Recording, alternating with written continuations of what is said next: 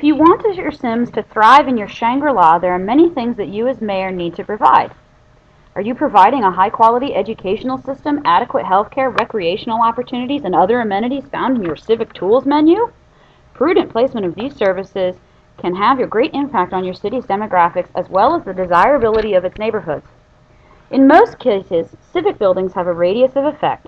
For example, when you build a fire station, you can see its coverage or service area as indicated by the ring that surrounds the building.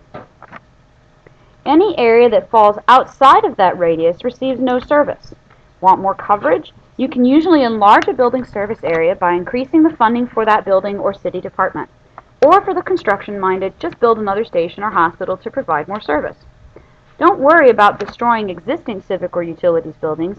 The game won't allow you to plop on top of any of those structures, but plop on top of RCI buildings and they will be destroyed. Hint: don't place parks, police stations, or fire stations before you can afford them. You won't need them early in your city's development. A good rule of thumb is to build your first fire station when a fire station breaks out in your city. Just make sure you build it quickly. Crime rates are dependent on several factors. Didn't know you would need to study law enforcement theory to be a mayor, did you? If you have worked to improve the living conditions, increase the average Sim salary, and provide ample educational opportunities for your Sims, your city's crime rate decreases.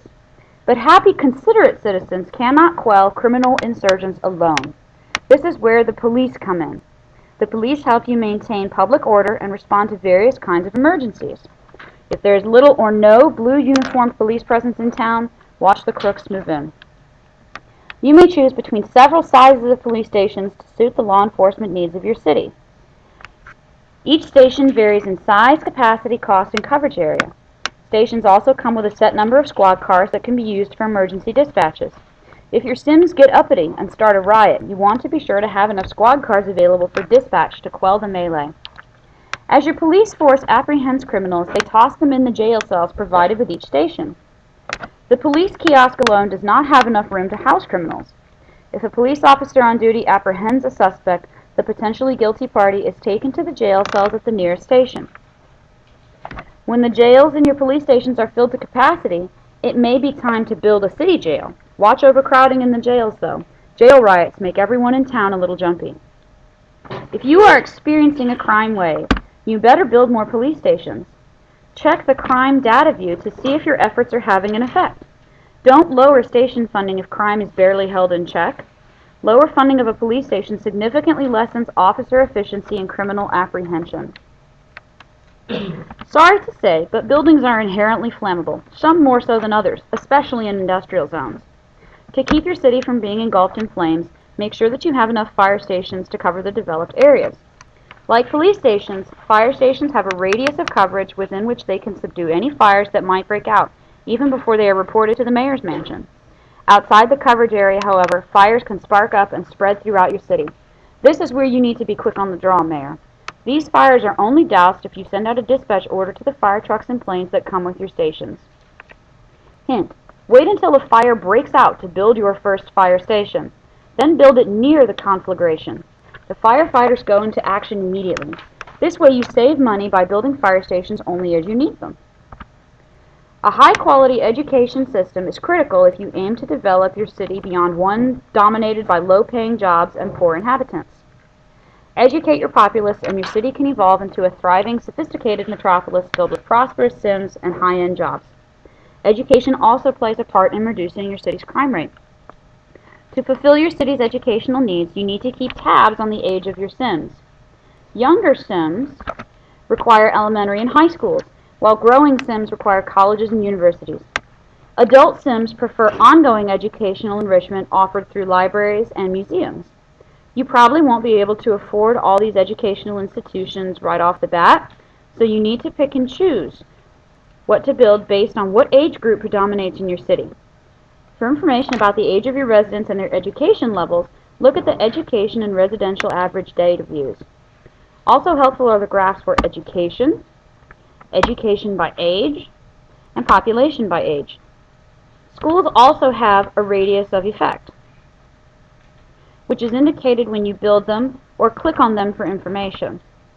Make sure that Sims that live within the school's service area meet the age criteria for the school. Place schools only in your residential neighborhood. Schools in commercial and industrial areas attract no students. It's a good idea to begin building your education system early. You can save money by adjusting their funding to match the population that they serve. As your population increases, be sure to increase funding as well. Otherwise, you may have a strike on your hands when your overworked teachers complain about having too many students. A note on education and pollution. Investment in a good educational system in neighborhoods that are highly desirable for wealthy Sims attract low-polluting, high-salaried, high-tech industries. Over time, dirty industry, manufacturing industry, and farms move elsewhere to make way for these new businesses, reducing pollution in the long run. Healthy Sims make for healthy workers, and that's where your city's health depends on the productivity of your citizens. Wellness programs become vital to the big picture. When you improve the health of your Sims, you increase the number of citizens that can hold a job, live longer, work longer. This in turn increases the city's tax revenue and lures more businesses to your cities. It's in your best interest to provide proper health coverage for all your Sims. Sims feel more secure if there's a health center near home, so build health facilities in residential zones and don't bother putting them near businesses. Watch your population relative to the funding levels of your health centers. Health workers get riled up and may strike if they feel they are being asked to serve too many patients. Got a favorite lunch spot in your downtown commercial district, and it just happens to be at the feet of the Great Sphinx? Lucky city. Landmarks are expensive to buy and maintain, but add grace and distinction to your city. They also happen to greatly increase desirability for high-end commercial businesses, which also offer high-paying jobs to your citizens.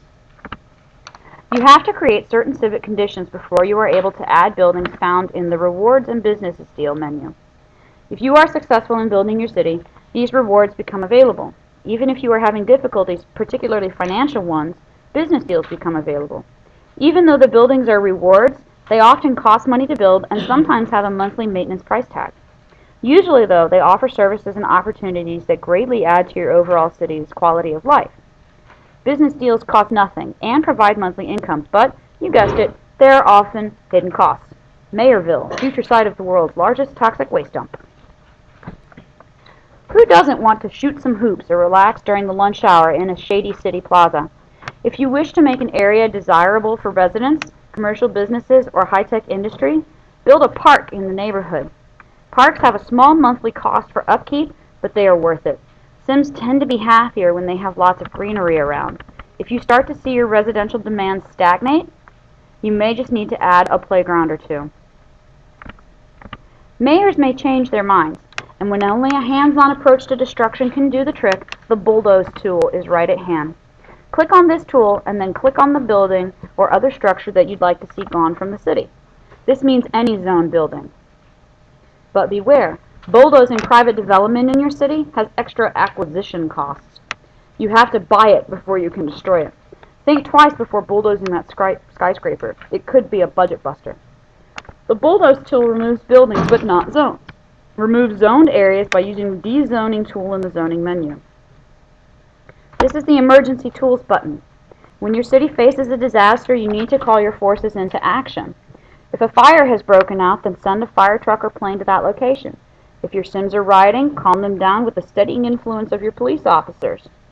During a disaster, the simulation pauses to give you a chance to get your bearings.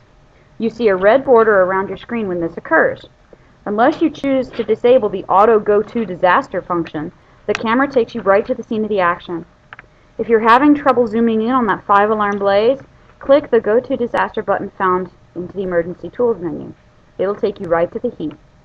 But be aware, you are unable to save your city when a disaster is in progress. Sims like to see that you can deal with whatever emergency has occurred, so exit the game after the terrible event has run its course, otherwise you lose whatever development has occurred since your last save. Alright, I'm done.